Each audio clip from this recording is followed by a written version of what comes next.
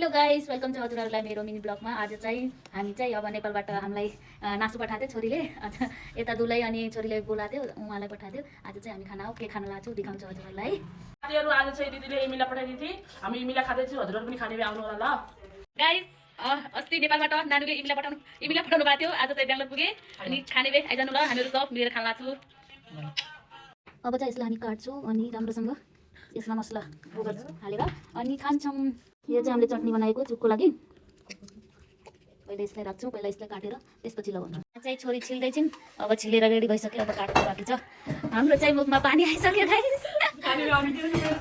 मेरो छोराको त दाँतै छैन हेर्नुहोस् त।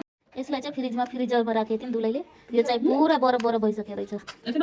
अब यसलाई केही दिनको लागि ठन्डो हुन दिन्छौँ, त्यसपछि खाना सुरु गर्छौँ।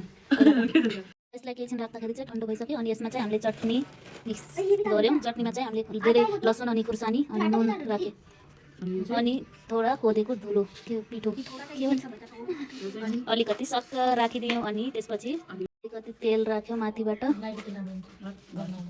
अलिकति स्वादअनुसार नमक। यसलाई चाहिँ मजाले मिक्स गऱ्यौँ। यसको चाहिँ स्मेल यति मिठो आइरहेछ, खाम कति बेला खाउँ भन्ने जस्तो लागिरहेछ।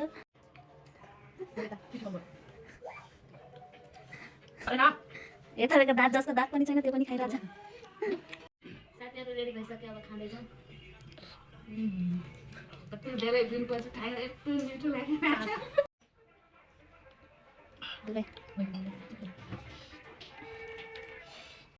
पुरा खाएर पनि खत्तम भइसक्यो। अब चाहिँ यसमा अलिकति रस मात्र छ। हामीले चाहिँ खाएर खत्तम भइसक्यो। हामी छोरीलाई चाहिँ धेरै धन्यवाद दिनको लागि। मैले चाहिँ धेरै 11 वर्षपछि इमिला खाएँ गाइस। हामीले पनि 4 वर्षपछि खायौँ। धन्यवाद नानु, हामीलाई पठाइदिनुमा अलि सासुको सिमला खान पाइयो। जोस् नानीले पठाएर यो आज त यहाँ अब साथीहरू होइन यति 11 वर्षपछि खाएर अलिकति चाहिँ यसमा बोल्न चाहिँ के कुरा चाहिँ मलाई नआएर मिस्टेक भएको छ, त्यसको लागि सरी भन्न चाहन्छु। अनि हामीहरूले चाहिँ यसरी खायौँ, हजुरहरू कसरी खानुहुन्छ कमेन्ट गर्नु होला ल। हस् त, आजको ब्लग यति नै। नेक्स्ट ब्लगमा मिल्छु ल। By by. यतिसम्म मेरो ब्लग हेरिदिनु भएकोमा धेरै धेरै धन्यवाद।